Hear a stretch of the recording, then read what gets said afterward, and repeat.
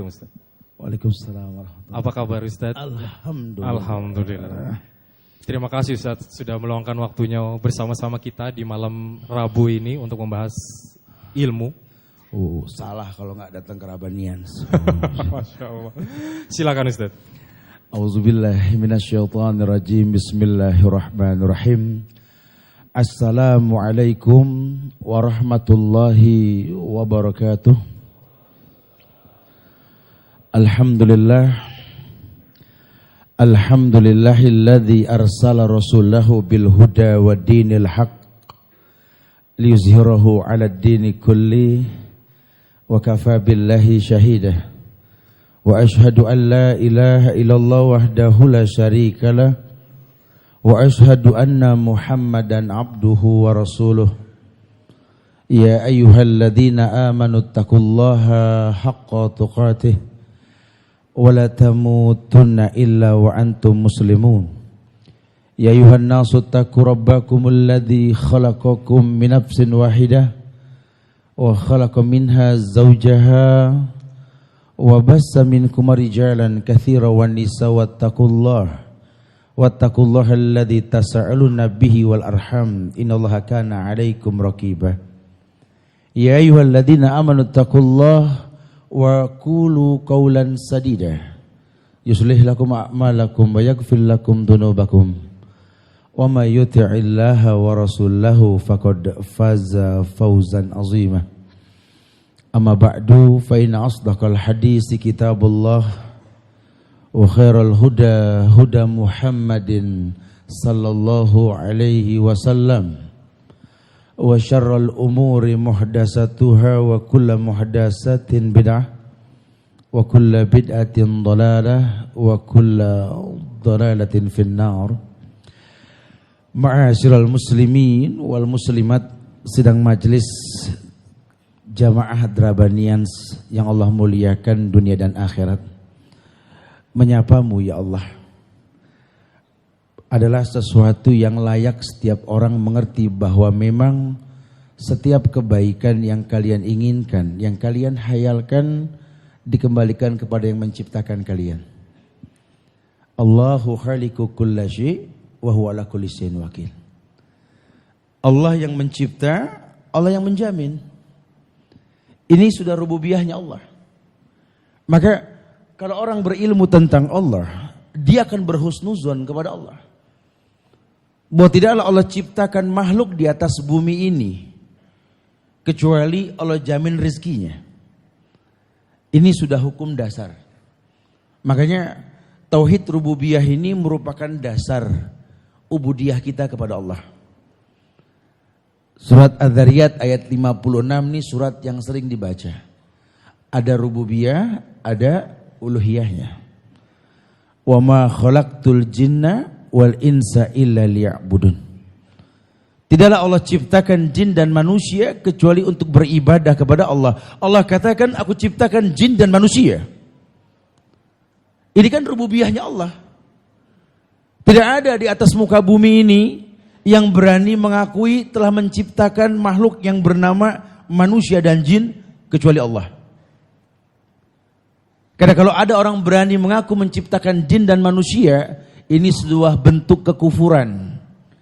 Bentuk kekufuran yang telah dipertontonkan. Dan pernah ada yang mengaku pernah mencipta, mengaku dirinya sebagai Rob, Firaun. Maka Allah murka kepada Firaun. Orang mengerti rububiyah akan mengerti bahwa dia wajib menegakkan uluhiyah. Dulu Rasul diutus ke tengah-tengah kaum yang tahu rububiyah. Mereka mengakui bahwa yang menciptakan mereka ilah yang bernama Allah. Makanya pernah saya sampaikan di kajian Rabanians bahwa banyak sahabat Nabi yang belum masuk Islam, namanya sudah Islami gitu loh. Salah satunya nama Abu Bakar. Namanya Abdullah bin Abi Quhafah. Dulu belum masuk Islam namanya Abdullah. Namanya Abdullah. Ya, padahal belum Islam loh. Dulu Abu Hurairah. Namanya Abdurrahman bin Sahar. Abdurrahman loh. menggunakan Rahman namanya Allah. Yang Allah berharap kalau orang sudah jadi Abdurrahman, paling tidak dia Ibadur Rahman. Mereka sudah menggunakan nama-nama yang islami tapi mereka bukan muslim.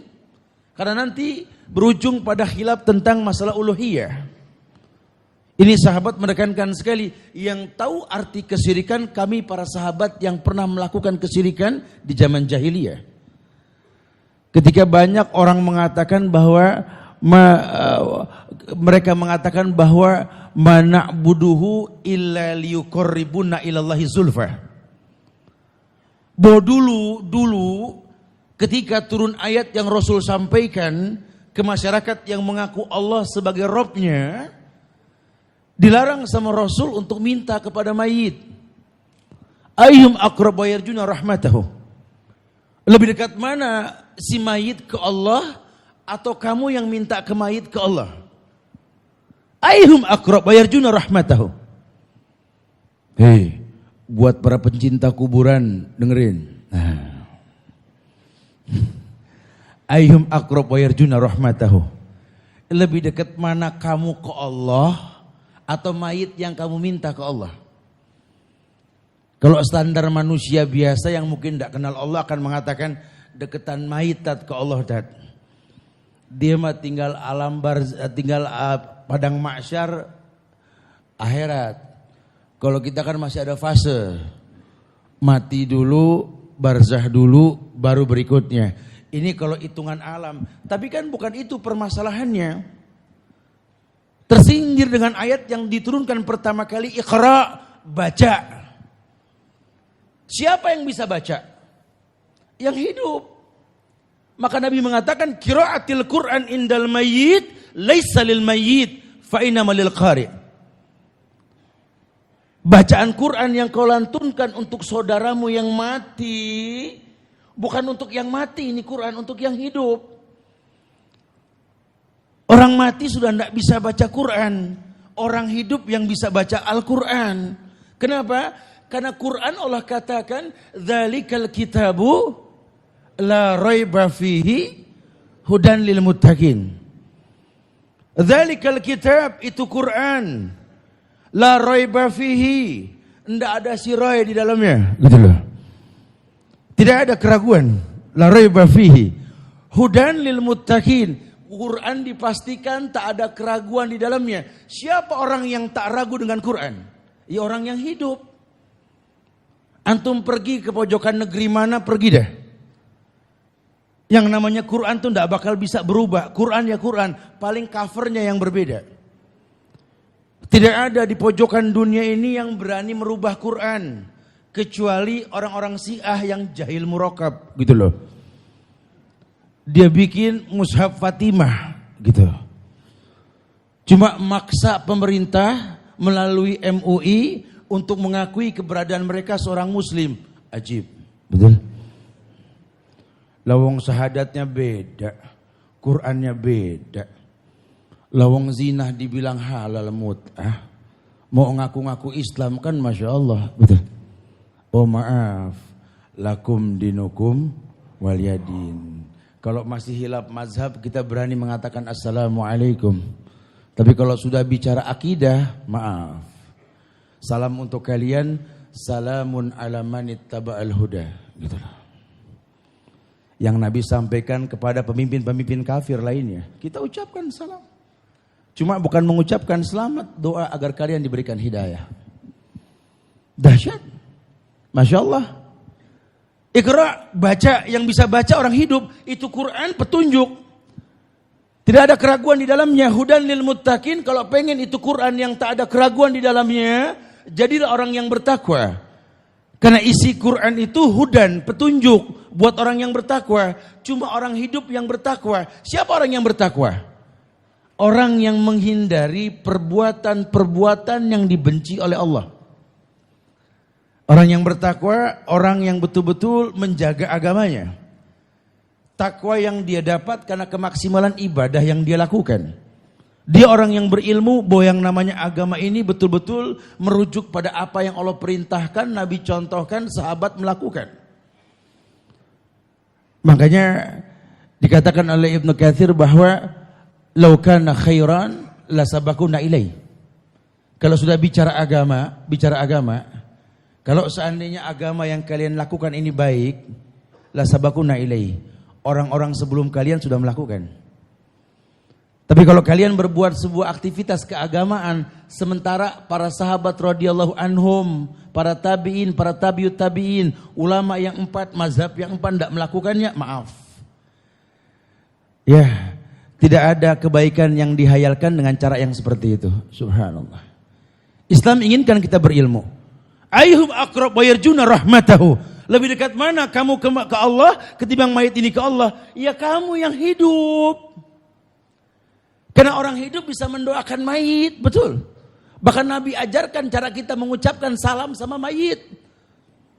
Sementara kita tahu yang namanya ucapan salam itu jawabannya fardu kifayah, gitu loh.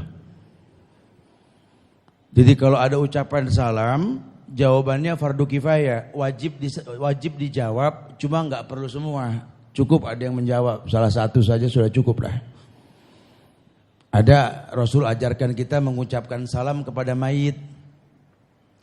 Assalamualaikum ahlal kubur atau assalamualaikum ahlad diyar minal muslimina wal muslimat wal mu'minina wal mu'minat inna insyaallah bikum lahikun nas'alullaha lana walakumul afiyah. Itu kalau sudah diucapkan salam begitu, kalau untuk mayit udah enggak perlu lagi jawab, gitu ya. Kalau orang hidup boleh jawab. Ya karena memang kalau menjawab lain cerita ada urusannya ya. Ini sering ditekankan dengan bahasa yang mudah. Makanya ketika orang menghayalkan bolehnya menanam makam mayit di dalam masjid, ucapan salamnya sudah berbeda kan? Antum masuk masjid sama masuk kuburan sudah beda kan ucapannya? Kalau masuk masjid jawabannya apa tadi? Kita berdoa, kita baca doanya apa? Allahumma ftahli abwaba rahmatika. Masuk kuburan? Assalamualaikum ahlal kubur. Lah sekarang kalau kuburan di masjid antum mengucapnya gimana? Assalamualaikum ahlal kubur. Yang sholat susah urusan. Ya ini sih kalau jawaban mudahnya begitulah ya. Tapi memang hukum asalnya Nabi tidak ajarkan. Makanya dipisahkan tuh baki dengan rumah Rasul, dengan raudhah, dengan masjid. Beda. Nah sekarang sudah tercampur tuh. Seakan-akan menyatu karena pagernya satu. Padahal tetap dibedakan tempatnya. Cuma kalau yang nggak berilmu main ikut-ikutan aja umroh. Nggak tahu bimbingannya kayak gimana. Akhirnya sudah tumpang tindih. Banyak orang yang fokus ibadah di raudhah. Sementara ulama memberikan nasihat kalau mau ibadah di Nabawi bukan di raudhah. Raudhah cukup berdoa, mustajab doa, itu taman-taman surga. Tidak ada tahiyatul raudhah. Cuma orang berani mati masuk ke raudhah, bahkan tiap hari masuk. Kadang-kadang saya suka bilang sama teman-teman yang ikut gerombolan ngantri masuk raudhah. Lama amat Ustaz ngantri, iya sih emang harus sabar. Cuman ada ulama ikut ngantri gak? Enggak ada Ustaz. Yang ngantri rata-rata yang bau tembakau ini semua ini betul ya. Bukan berarti gak bagus tuh raudhah, bagus. Cuma ulama memahaminya cuma tempat untuk berdoa, bukan ibadah yang lama. Kita kadang-kadang seperti itu tuh. Kadang-kadang kita kalau sudah beribadah ego, orang lain nggak perlu beribadah cukup kita aja. Saya suka tegur orang yang kadang-kadang di multazam kan berebut. Lawang tempat cuma 1,5 meter antara pintu Ka'bah dengan Hajar Aswad. Yang nyerang jutaan manusia kan susah. Giliran udah ada yang nempel nyunah Rasul, orang nggak dikasih, kita bilang gantian-gantian. Aduh gitu ya. Ini kayaknya butuh arahan nih kalau begini ya. Karena jujur. Ulama tidak berebut. Tapi kalau ada kesempatan ulama nggak menyia-nyiakan gitu loh. Karena agama itu nggak menzolimi. Hati-hati ya. Banyak orang yang kadang-kadang suka lupa. Makanya penting. Ya, Ibnu Taimiyah dalam kitab Ushulul Tauhid ini mengatakan dengan tegas. Ushulul Iman ini. Beliau mengatakan dengan tegas bahwa yang namanya Tauhid menjadi sebuah dasar pokok dalam dakwah seluruh Nabi dan Rasul. Supaya nanti terbentuk rangka indah iman. Bagaimana kalian bisa bicara iman kalau tidak bicara tauhid? Kita tidak bicara rububiyah, kita nggak bicara uluhiyah, kita tidak paham asma wa sifat. Kepada siapa Anda beribadah? Kepada Allah. Siapa Allah? Wallahu alam jawabannya. Kenapa mesti Allah? Bingung. Di mana Allah? Lebih bingung lagi. Jelaskan tentang Allah, lebih bingung lagi. Ini orang berdoa kepada zat yang bernama Allah. Cuma dia tidak kenal Allah. Kan subhanallah. Sementara Nabi mengatakan, wa inna Allah ta'ala la yunalu ma indahu illa bita'ah. Seluruh yang baik dan tidak ada orang minta yang buruk. Semua yang kau minta yang baik adanya di sisi Allah. Dan tidak mungkin kau dapatkan yang di sisi Allah kecuali kau mentaati Allah. Bagaimana orang bisa taat sama Allah kalau tidak kenal Allah? Bagaimana orang bisa mengerti bahwa hati ini butuh nutrisi? Sambungkan dengan bahasan yang lampau. Kita ini kan asal mula manusia yang hatinya sudah teracuni, betul? Ya, udahlah yang namanya manusia punya masa lalu lah. Ya, kita nggak merasa kalau sudah kajian di Drabanians atau di beberapa tempat kita datangi, terus kita merasa menjadi orang yang paling benar di antara manusia yang ada. Nggak boleh. Ya, mentang-mentang udah rutin kajian, tiap habis selesai kajian, waduh, ngelihat orang kayaknya. Ustaz, ahlunar banyak Ustaz. Masya Allah. Kan dahsyat kalau begitu kan. Jangan ya. Orang kan butuh proses dalam perubahan. Makanya kita bilang ada tauhid rububiyah. Ada robba ya rubu. Proses Allah menciptakan manusia. Lawang kita disuruh memahami takdir yang telah Allah takdirkan. Al-Isra ayat 23 itu. Wa qada rabbuka alla ta'budu illa iyyahu wa bil walidaini ihsana. Itu kan ujung dari sebuah takdir. Wa qada rabbuka alla ta'budu illa iyyahu. Allah telah takdirkan, Allah telah tentukan sebuah kepastian dalam hidupmu. Alla ta'budu illa iyyahu. Dimanapun, kapanpun, apapun keadaanmu, alla ta'budu illa iyyahu. Terserah kamu mau jadi apa aja, terserah. Mau gaya baju apa aja terserah. Makanya aneh kalau sampai orang belajar harus dengan karakter ciri khas khusus. Ini aneh, terserah. Anda mau berpenampilan seperti pembalap sepeda gitu loh. Atau pembalap gokar gitu loh. Atau pembalap mobil. Motor belakang Anda ya. Terserah, nggak ada masalah. Sekencang-kencang pun, sekencang apapun Anda menarik itu gas. Kalau azan berkumandang tolong berhenti. Itu yang penting. Jadi jangan mentang-mentang antum suka ngebetot gas, azan nggak didatengin, nggak sholat, nanggung. Itu nggak boleh tuh. Ya, terserah Anda mau jadi apa terserah. Cuma ingat Anda diikat dengan fitrah Anda tercipta untuk beribadah. Allah ta'budu illa iyyahu. Jangan sampai kalian beribadah kecuali kepada Allah. Maka silahkan jadi apa, silahkan di atas dunia. Allah tidak batasi. Lawang Nabi nggak nyuruh sahabat untuk bisnis sebuah bidang, terserah. Fantasiru fil ard, bahasa Rasul kan begitu. Kalau sholat Jumat telah ditunaikan, bertebarlah di muka bumi. Wabtagu min fadlillah, cari keutamaan Allah, begitu kan? Enggak, Nabi enggak suruh orang ngangon kambing, dagang, enggak, terserah. Itu mah kembali pada talenta. Makanya kalau orang tua yang berilmu, ukuran sukses mendidik anak, bukan mencetak anak jadi seorang direktur, seorang pengusaha hebat, konglomerat, itu mah takdir. Kadang-kadang si anak gembala saja bisa menjadi seorang pemimpin loh. Itu sih masyiahnya Allah. Tapi orang tua yang berhasil adalah orang tua yang bisa mendidik anaknya menjadi sahabatnya dalam hidup. Itu yang berhasil. Saya sih alhamdulillah Ustaz, anak saya semua jadi orang Ustaz. Oh tadi bukan orang Pak, ya orang maksudnya gitu loh. Cuma betul-betul sukses Ustaz. Yang pertama udah punya 4 perusahaan Ustaz. Kalau yang kedua ketiga memang pemimpin sebuah perusahaan umum Ustaz. Si bungsu sudah berhasil membuat sebuah usaha baru. Ya saya sih bersyukur Ustaz, semua jadi orang Ustaz. Makanya mereka sibuk, udah 6 tahun gak nengokin saya nih Ustaz. Oh, Lah buat apa? Orang tuamu ndak butuh titelmu. Kamu boleh bergaya depan manusia dengan baju dan perangkat uniform kebanggaan yang kamu miliki, boleh. Tapi kalau di hadapan orang tua merendahlah. Wahfid lahuma janaha dhulli minar rahmah wa qur rabbirhamhuma kama rabbayani shaghira. Bikin suasana yang kalau kita ngelihat orang tua tuh hati ini mengatakan Rabbighfirli wali walidayya warhamhuma kama rabbayani shaghira. Dia berhasil, dia sukses.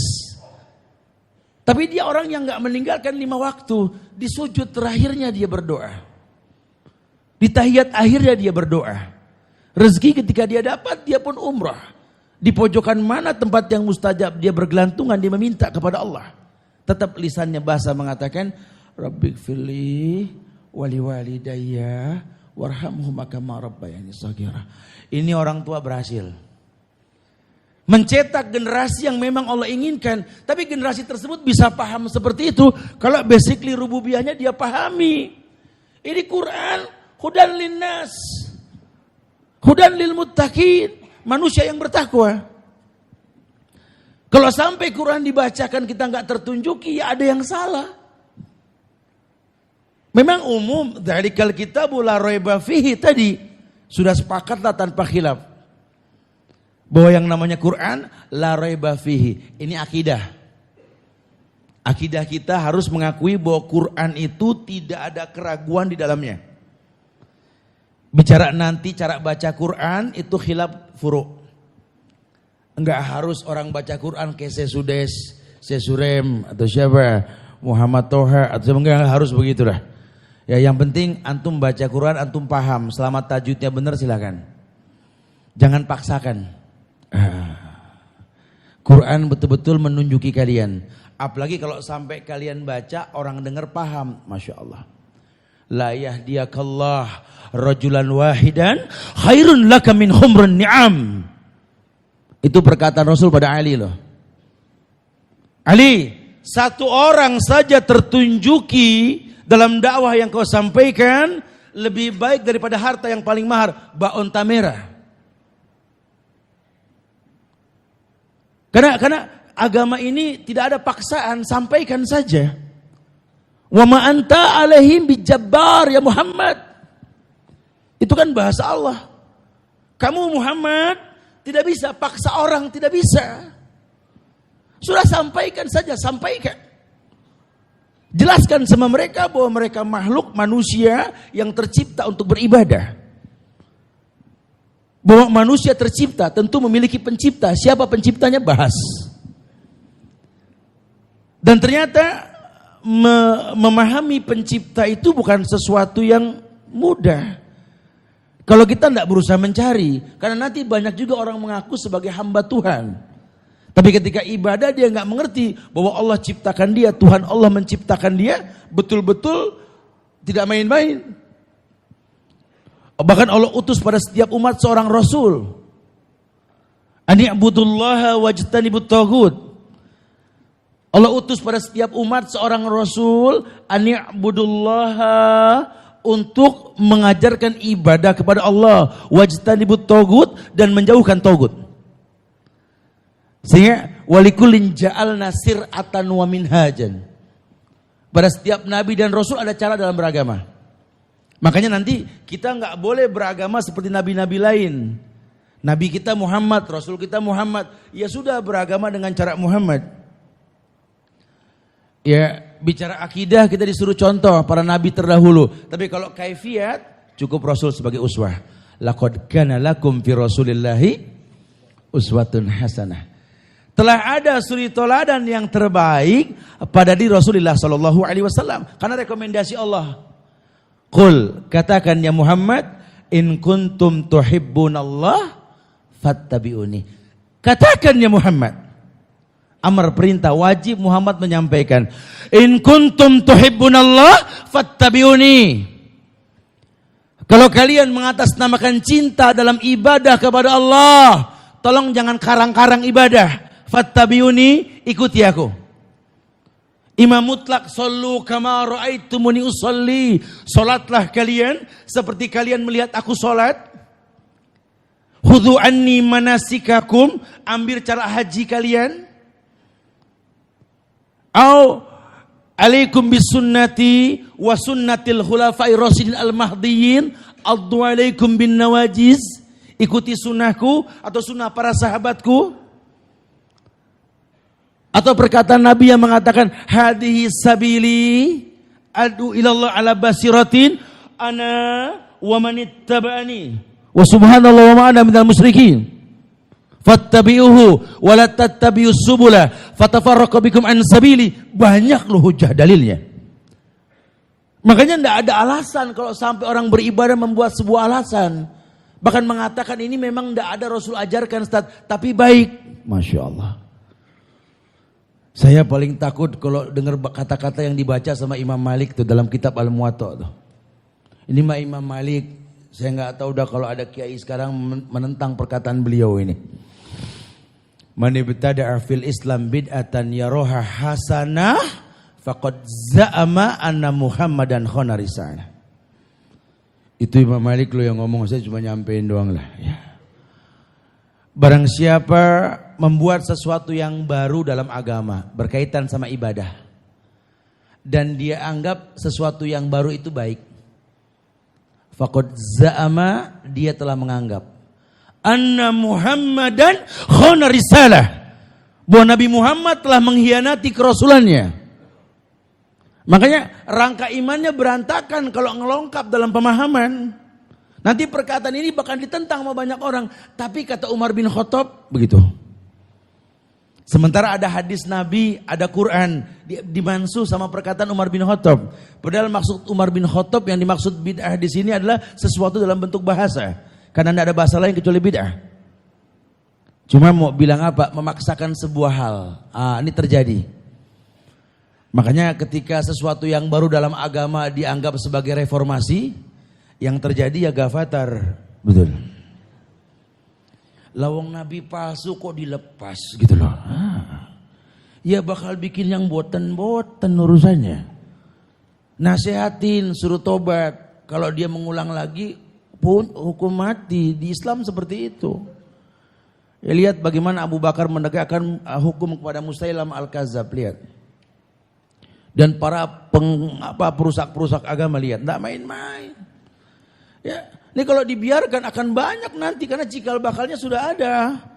Ketika orang menganggap bahwa Nabi Muhammad sudah tidak sempurna, ada yang lebih baik daripada hukum yang dibawa sama Nabi Muhammad SAW, maka ini cikal bakal kerusakan. Kalau sampai ayat diputar balikan, ayat mengatakan wala taqtulu anfusakum, jangan kau bunuh dirimu, malah ada kelompok mengatakan bunuh diri jihad. Masya Allah. Ya Allah, taubat deh, betul ya. Udah nggak jadi hebat, sudah ya. Makanya ini memang beberapa kajian-kajian berkaitan dengan cara-cara berperang ini butuh bahasan loh. Saya sih khawatir banget anak-anak muda digiring suruh latihan panah, naik kuda, persis kayak video klip ISIS, betul? ISIS kan bikin video klip begitu kan, dari film Umar bin Khattab. Pasukan berkuda, gudubak. Mana masuk? Tetap aja cepetan pistol gitu loh ya. Jelasin nih kalau kita latihan memanah nih, bukan udah jago mana, main manah sono sini, bukan. Bahwa latihan memanah itu betul-betul berdiri ya, bak orang sholat, kemudian menegakkan badan, fokus. Wa ma ramaita idh ramaita walakin Allah rama. Ndak ada kekeran tepat. Tapi kita yakin dengan feeling yang pasti, posisi busur yang tepat, tidak ada yang melempar kecuali Allah. Pas. Konsentrasi penuh loh. Masya Allah. Nah, sering melatih diri memanah, lama-lama fokus. Orang yang begini biasanya konsentrasi bakal jadi orang sukses. Karena Nabi mengatakan waju'ila rizki tahta zilli rumhi. Dijadikan rezekiku, kata Rasulullah, di bawah bayang-bayang tombakku. Sebenarnya buat melatih ketajaman dalam bisnis, latih memanah, latih menombak. Ju'ila rizqiku tahta zili rumhi, kata Rasulullah. Dijadikan rezekiku di bawah bayang-bayang tombak. Makanya orang kalau sudah fokus lain. Berkuda, oh Masya Allah. Ya, nggak gampang berkuda. Tapi kalau udah jago berkuda mau ngapain Ustaz? Nah itu butuh bahasan. Setelah jago berkuda maka saya akan datang ke Rabanian pakai kuda. Gedebak. Polisi heran nih, mana lagi nggak pakai helm lagi. SIM-nya beda urusan ada. Bukan itu.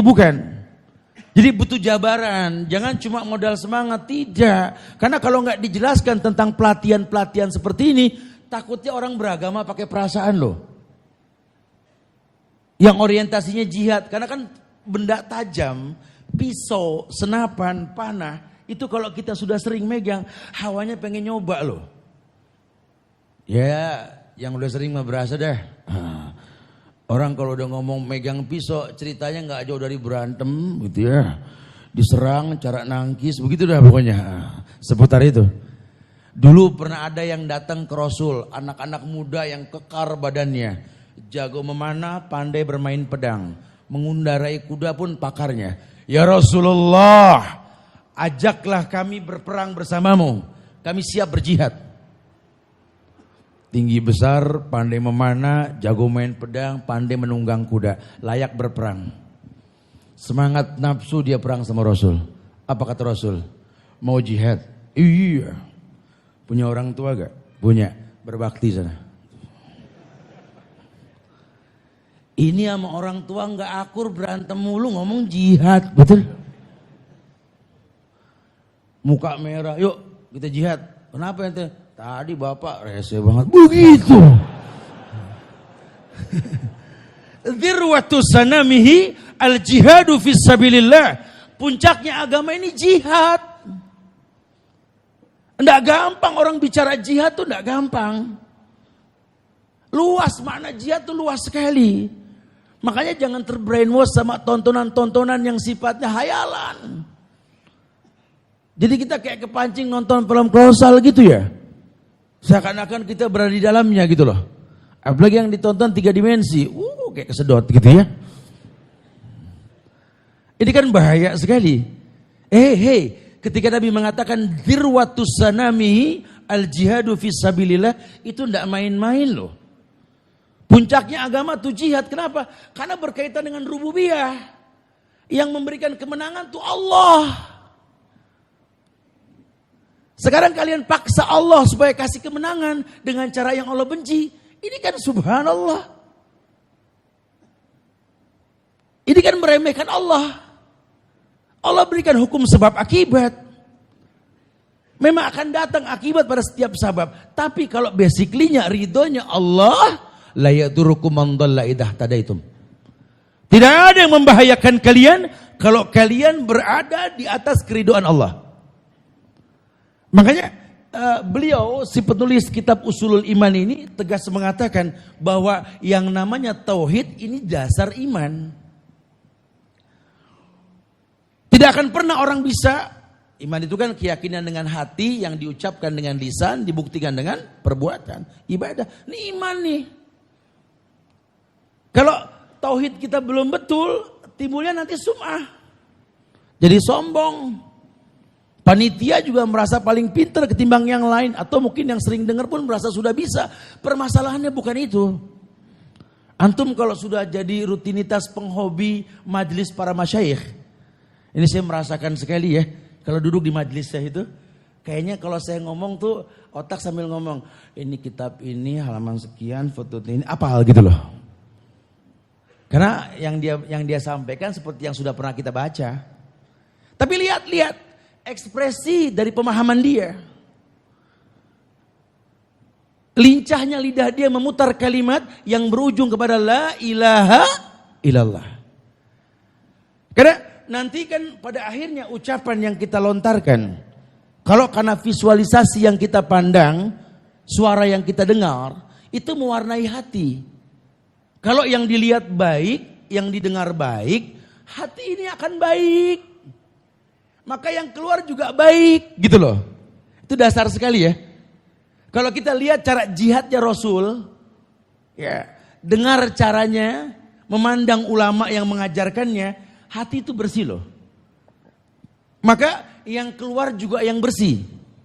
Tapi kalau yang dilihat jelek, yang didengar jelek, hati jelek, yang keluar apa? Hujatan, cacian, makian yang dikatakan jihad.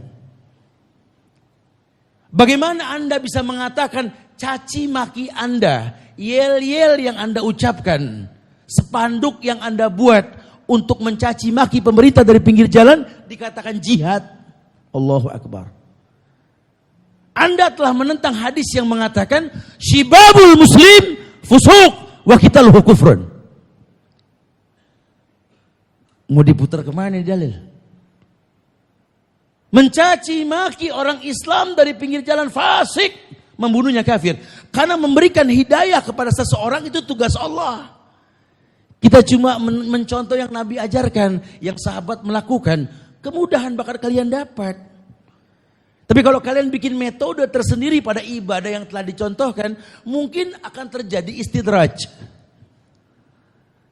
Kebenaran yang dibuat oleh kamuflase setan. Tuh kan. Kalau kita nggak ngamuk mau nggak berubah. Tuh. Untung kita nyambit tadi.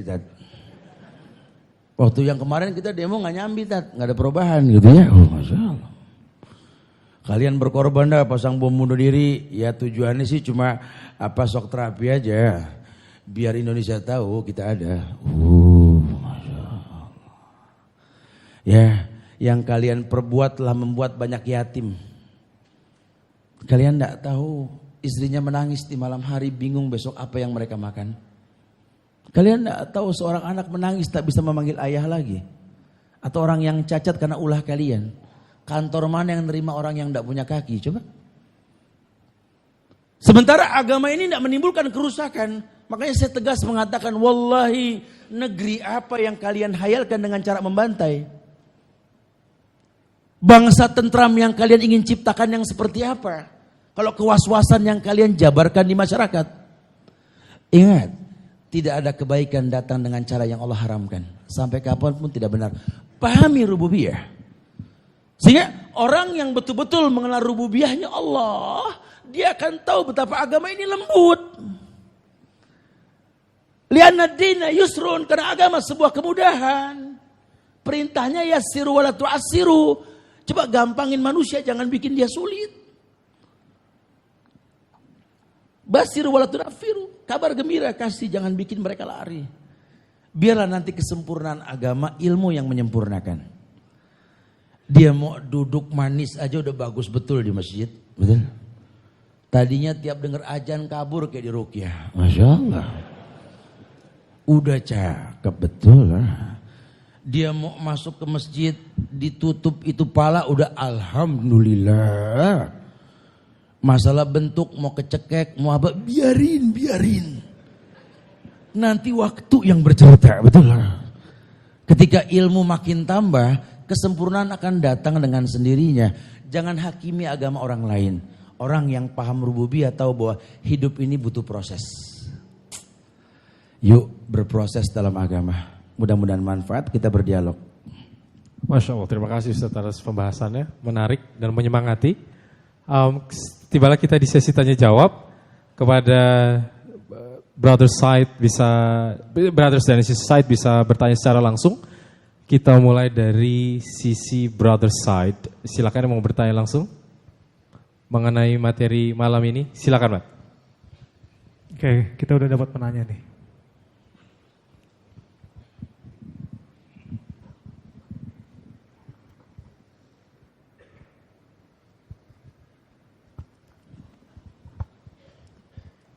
Assalamualaikum warahmatullahi wabarakatuh. Waalaikumsalam warahmatullahi. Nama saya Pandu Wiranegara Ustaz dari Cirende.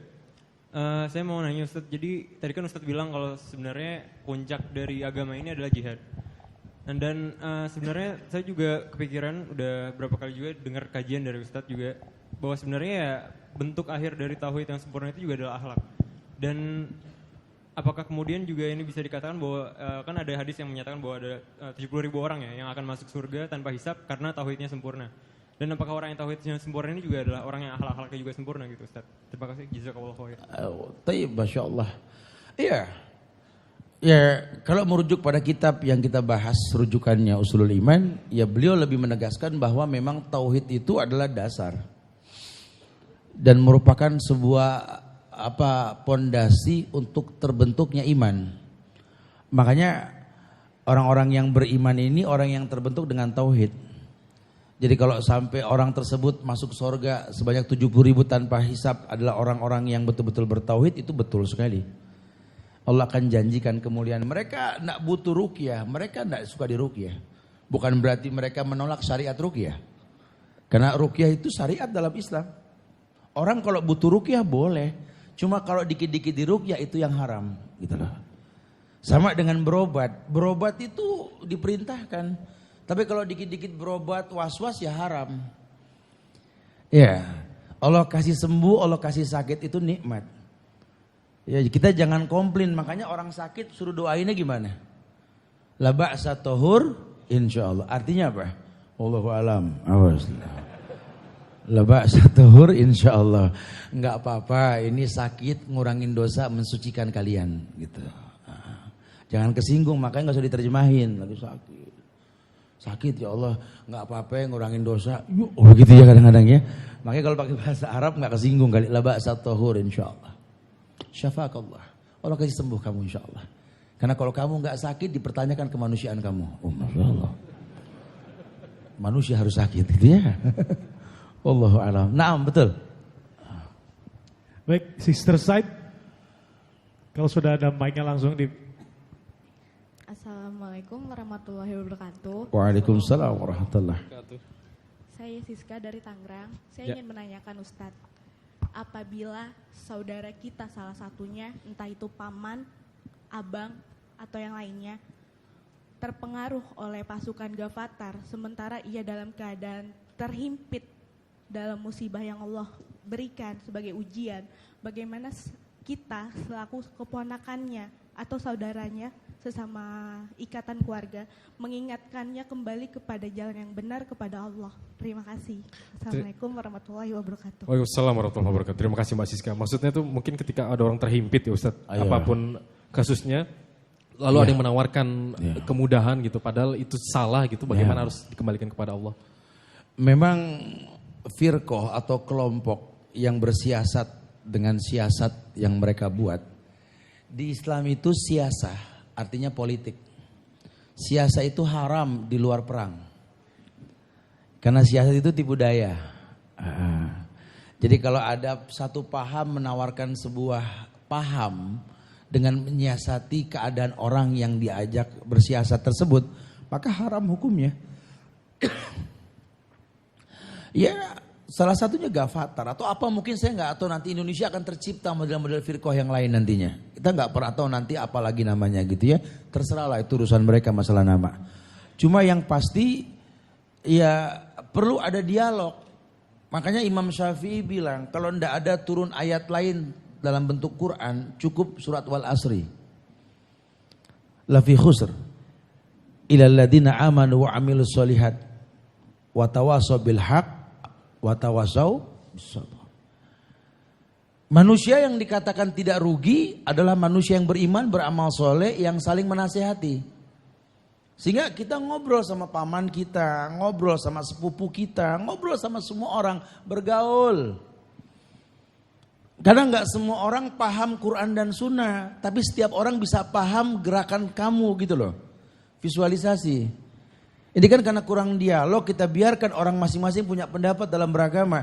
Padahal ada ukuran Quran dan Sunnah, ya bahaya. Allah sudah katakan nuwallihi ma tawalla.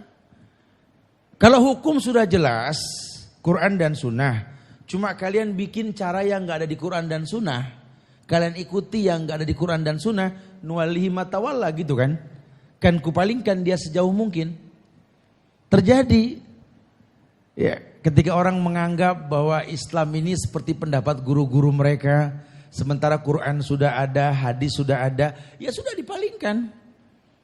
menjanjikan perekonomian, luas tanah, pekerjaan, dakwah sistem MLM. Ulama sudah mengharamkan MLM, dimasukin lagi dakwah dengan cara MLM.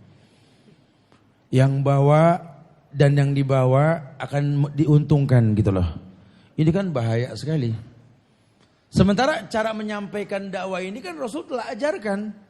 Lihatlah 13 tahun loh selevel Nabi ngomong tentang tauhid di Mekah. 10 tahun baru bicara hukum. Seakan-akan manusia dididik oleh Rasul. Tanamkan akidah dulu. Jangan ada khilaf dalam akidah. Jangan ada khilaf dalam usul. Akidah maupun fikih. Nanti bicara furu kembali ke hukum. Karena kan kalau hilaf pasti terjadi. Tidak ada yang tidak hilaf lah, bohong. Tapi kalau sudah usulnya tidak ada khilaf, aman. Paling ya gontok-gontokan dikit lah. Paling wajadilhum billati hiya ahsan. Jidal dengan bahasa yang baik, boleh gitu ya. Makanya nasihatin dengan cara yang baik. Ya kalau dia paman kita, jadilah ponakan buat dia. Kalau dia sepupu kita, jadilah saudara sahabat buat dia. Kalau dia lebih kecil, jadilah kakak buat dia. Subhanallah, indahnya Islam seperti itu. Lihat Rasulullah, tidak bosan dakwahkan pamannya sampai kematian mendatangi dia. Wallahi ya ammi, wallahi ya ammi. Qul la ilaha illallah kalimatun uhajjulaka biha indallah. Demi Allah wahai pamanku, kata Rasul. Dan itu 4 mata. Qul la ilaha illallah. Katakan wahai pamanku la ilaha illallah. Kalimat yang aku bisa berhujjah di hadapan Allah, engkau seorang muslim. Terus dakwahi. Lawang itu mahram kita kok. Ajak makan di sebuah tempat, ngobrol 4 mata. Dakwakan dengan hati. Makanya kalau hati ini bersih, paham rububiyah, enak ngobrolnya. Orang tua kita berbuat bid'ah, Ustaz, dibilangin susah. Yang ngomongnya depan umum, gengsinya pasti dia ada dong. Coba sih ajak jalan ke sebuah tempat, dandan yang rapi. Orang tua nanya, mau kemana kamu?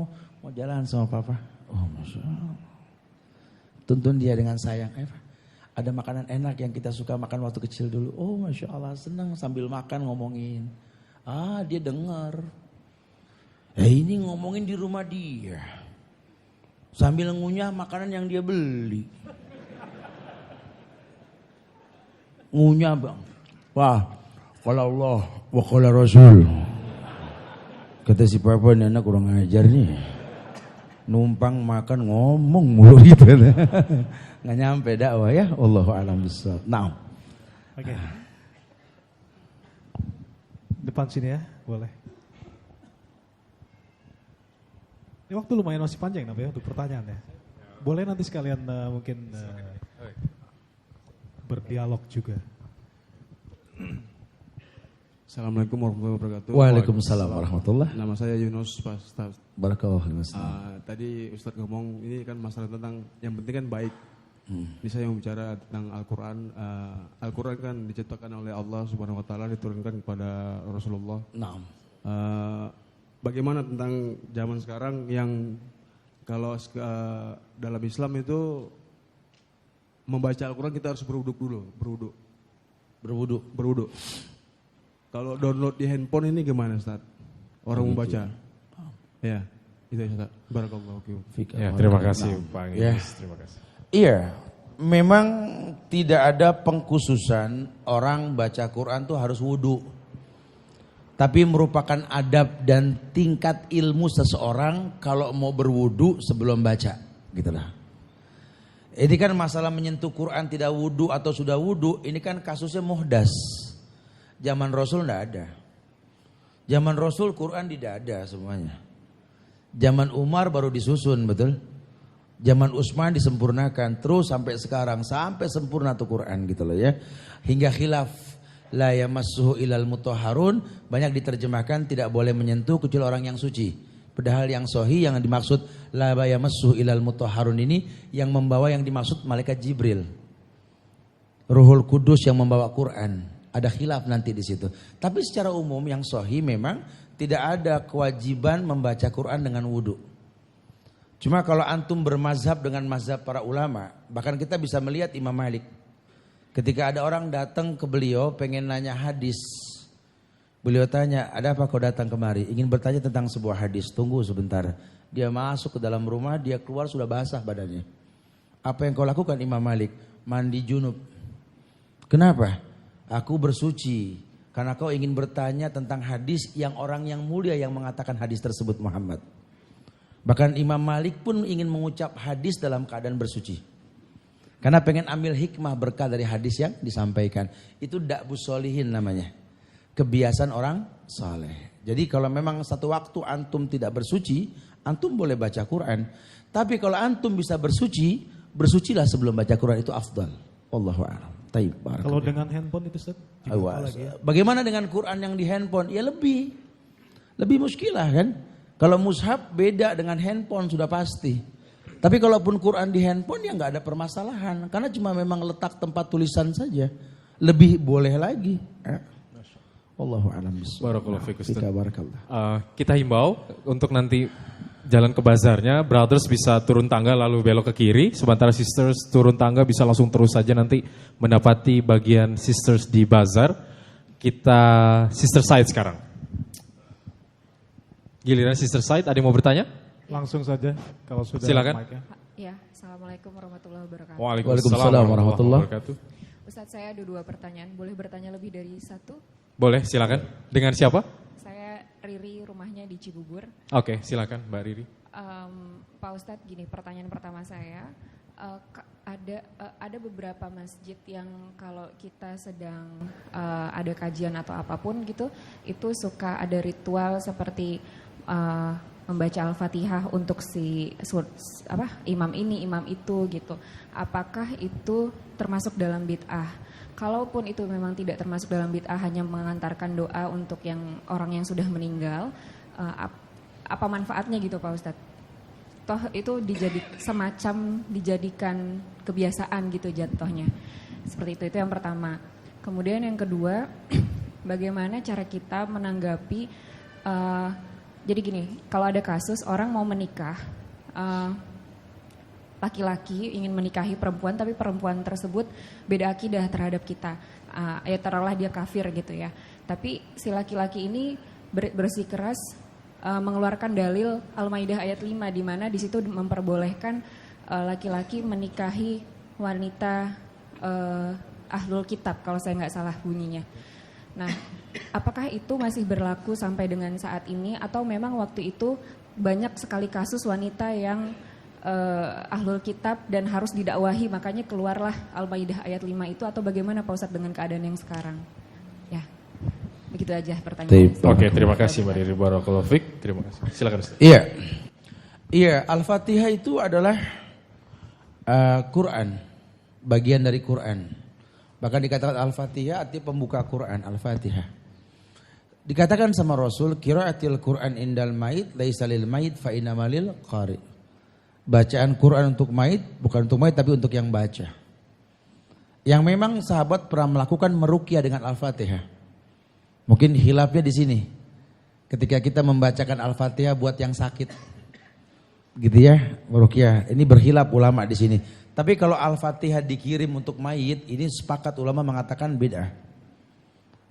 Karena Rasul tidak pernah melakukan itu. Padahal orang yang paling beliau cintai selain orang tua beliau adalah istri pertamanya Khadijah.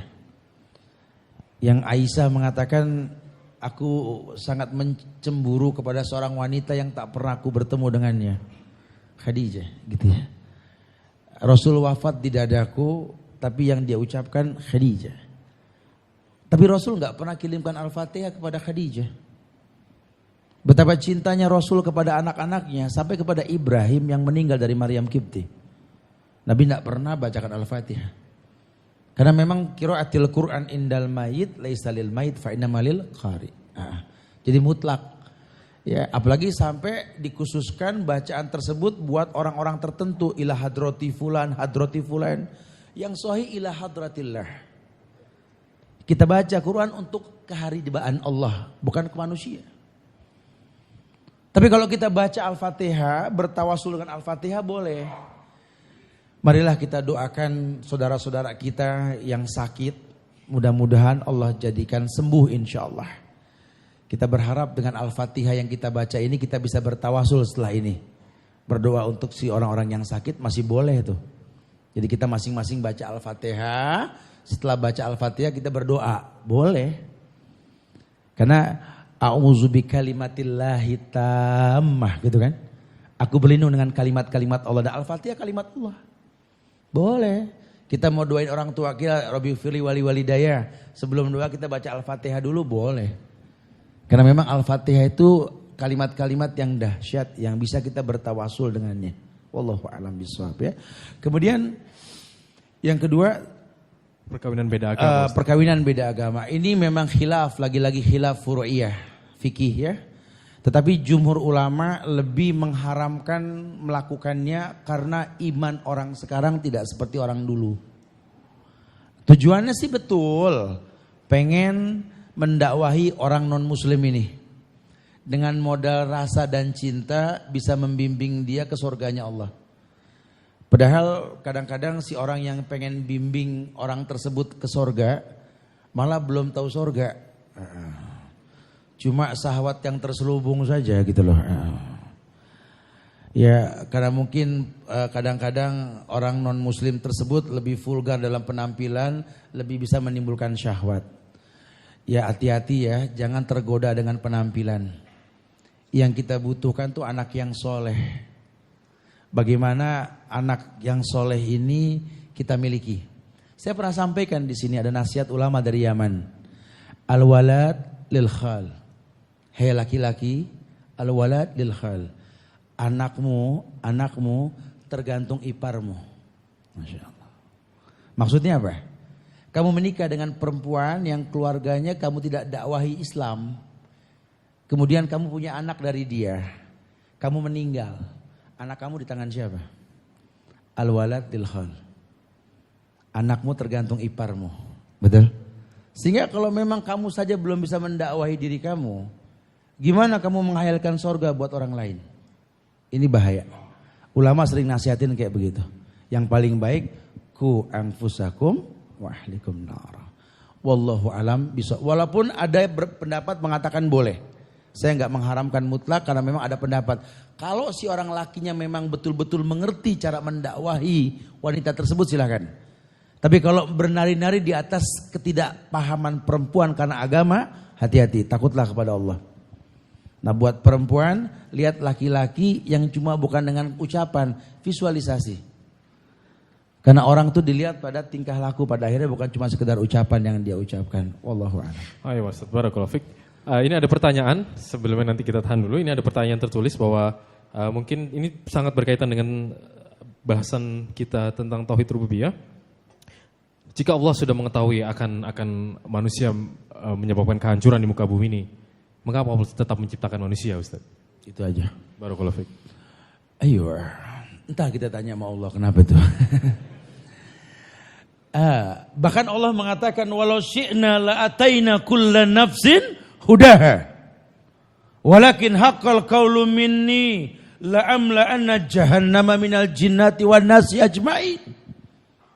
Jangankan manusia menghancurkan dunia yang diciptakan oleh Allah, bahkan Allah mengatakan kalau aku mau, kata Allah, aku bisa kasih semua orang dapat hidayah. Mampu gak Allah? Mampu. Cuma ada masyiahnya Allah. Walakin haqqal qawlu minni la amla anna jahannama minal jinnati wan nasi ajma'in. Telah mantap ucapanku kata Allah, telah tetap takdirku kata Allah, kan kupenuhi neraka dengan jin dan manusia. Uquduhan nas wal hijarah. Sehingga diutusnya Nabi Muhammad untuk menyampaikan dakwah agar manusia jangan merusak di muka bumi ini. Yang terdakwahi sorga, yang menentang neraka. Allah butuh bahan bakar. Ini yang dibilang dunia ini, kehidupan ini skenario Allah. Allah punya skenario. Kita cuma memerankan di dalamnya. Makanya tolong pahami rububiyah Allah. Jadi jangan dipertanyakan. Kalau memang manusia bakal merusak di muka bumi, terus ngapain Allah nyiptain? Allah raksih. Gitu. Oh ya enggak begitu dong ya. Ada masyiahnya Allah. Terus kalau bakal nih orang bikin ruwet, pasang bom bunuh diri, terus kenapa Allah ciptain dia? Begitu. Ya nggak bisa begitu bahasanya. Ini sudah hukum sebab akibat. Ini orang bisa berbuat salah karena pernah terdidik salah. Jadi dalam ilmu dakwah nanti al-amr ma'ruf wa nahi anil munkar di situ kita bukan lihat efek dari takdir. Cuma cari sabab terjadinya takdir buruk yang dia lakukan gitu loh. Karena orang berbuat salah kan ada sabab. Ya. Jangan marahin anak yang matematikanya 5 merah di rapot. Kritisi bagaimana belajarnya gitu loh. Jangan marahin orang yang bangun kesiangan, kritik tidur malamnya. Ya jangankan orang yang baru beriman, orang soleh juga kalau tidurnya telat, subuhnya bareng doa, betul? Paham ya maksudnya? Allahu a'lam. Barakallahu fiik. Mungkin pertanyaan terakhir ya Mat ya untuk betul. brother side. Pertanyaan terakhir silakan. Dan nanti brother side stay di sini. Sisa saya kalau mau turun langsung ke sebelah kanan. Oh banyak yang nunjuk nih. Oke kita. Oke kita bisa lanjut di bawah nanti ya. Iya ente, jangan ketawa iya ente. Iya silakan. Khudam. Ya. Ini bentar.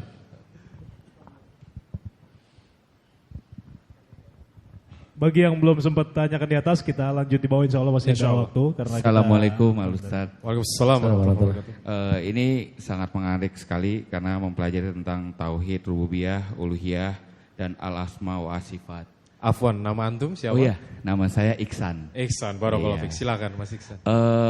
Ini kan berarti kan kita mengikuti manhaj salaf ya. Yang dalam arti ternyata kita mengikuti ini semua, kita berarti tidak mempercayai lagi lah dengan rububiyah Allah, dengan bid'ah-bid'ah yang ada di sekarang ini. Tapi permasalahan yang terjadi di belakangan ini yang saya temukan adalah kita ini dianggap Ustadz adalah ekstrem musyabbihah Ustadz. Yaitu apa? Kita dianggap membid'ah-bid'ahkan amalan mereka karena mereka tidak percaya rububiyah. Karena dia tidak mengikuti dengan tauhid rububiyah. Namun dianggap sebenarnya kita yang bid'ah karena kita tidak mempunyai dalil-dalil yang kuat terhadap tauhid, rububiyah, uluhiyah dan al-asma wa sifat. Terima kasih Ustaz. Ayo barakallahu fiik. Terima kasih Bro Ihsan. Iya. Dalam dakwah itu pasti akan terjadi gesekan-gesekan. Makanya bahasa Ibnu Qayyim itu beliau mengatakan adiddu yuzhiru hasanuhu diddi wa bididdiha tatabayanul asya. Dalam kitab beliau Ibnu Qayyim al-Jauziyah itu mengatakan bahwa adiddu musuh yuzhiru hasanuhu diddi. Adanya musuh akan mempertontonkan orang yang dimusuhi. Wa bididdiha tatabayanul asya. Dengan permusuhan yang dia lakukan akan jelaslah semuanya. Jadi sudah pasti ja'al haq wa zahuqal batil. Ketika antum sampaikan sesuatu yang hak, yang batil akan terkritisi. Ya enggak usah kita. Ketika Rasulullah mendakwakan manusia untuk bisa menegakkan tauhid uluhiyah, mereka enggak mau. Makanya mereka kenal Allah, tapi suruh katakan la ilaha illallah enggak mau. Ya banyak orang-orang yang mungkin sudah lebih dulu belajar agama tapi tidak sampai beberapa dalil tentang uluhiyah, mereka lakukan banyak perbuatan bid'ah dalam akidah. Mereka tidak mengerti bahwa yang namanya belajar itu tidak cuma setelah lulus S1, S2, S3 profesor selesai, tidak. Bahkan sampai selevel anak Imam Ahmad pun ketika bertanya kepada ayahnya, sampai kapan aku menuntut ilmu? Sampai kau masuk ke liang lahat esok hari. Hendak ada kata berhenti buat belajar. Bahkan Imam Syafi'i yang kita ikuti, beliau mengatakan sampai kapanpun, kalau pendapatku bertentangan dengan hadis yang sahih, buang pendapatku ke tembok. Maka jebolannya Imam Ahmad, lihat, dia berani kritisi perkataan gurunya tanpa menyalahkan gurunya. Nah di kita ini banyak yang tidak menerima. Ya ada orang yang mungkin ngerti agama dari browser, dari Google. Hidayah urusan Allah dong. Ada memang yang perlu 6 tahun dulu ke pesantren baru paham. Ada yang kadang-kadang 3-4 kali kajian udah mulai paham. Ini masih hanya Allah. Sebenarnya unzur maqala wala tanzur man qal. Lihat yang dikatakan, jangan lihat siapa yang mengatakan. Kalau yang dikatakan dalilnya jelas, qala Allah wa qala Rasul, maka tidak ada pilihan lain buat orang beriman kecuali mengatakan sami'na.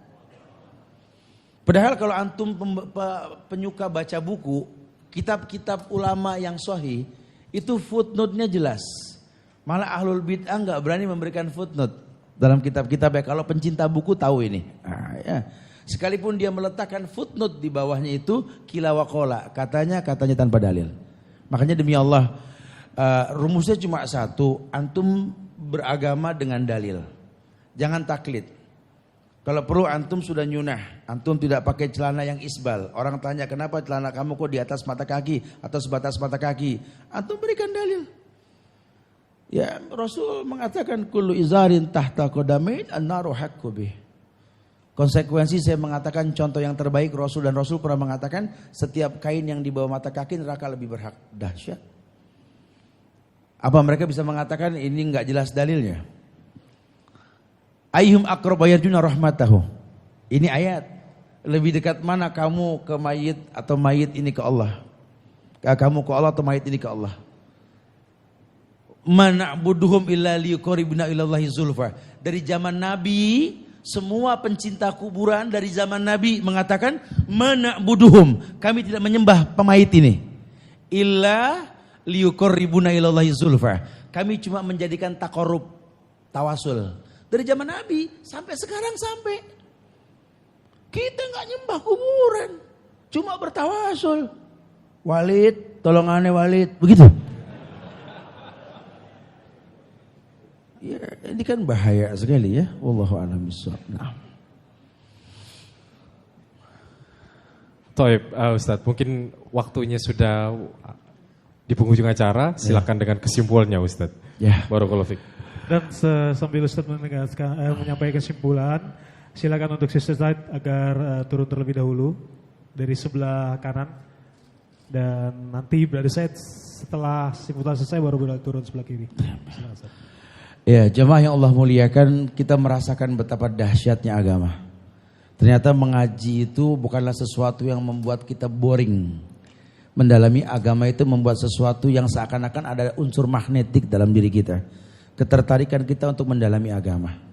Oleh karena itu, tahapan-tahapan dalam belajar tolong diperhatikan. Biarlah nanti buah itu ranum pada saatnya. Jangan dipaksa matang sebelum saatnya. Seperti iman. Jangan paksa kita merasakan iman itu sempurna tanpa tahapan. Dan tahapan yang paling baik yang disampaikan seperti ini. Kenali rububiyah Allah. Pahami asma wa sifat. Maksimalkan uluhiyah nantinya insya Allah. Wallahu a'lam bishawab. Insya Allah manfaat. Kembali pada pembawa acara.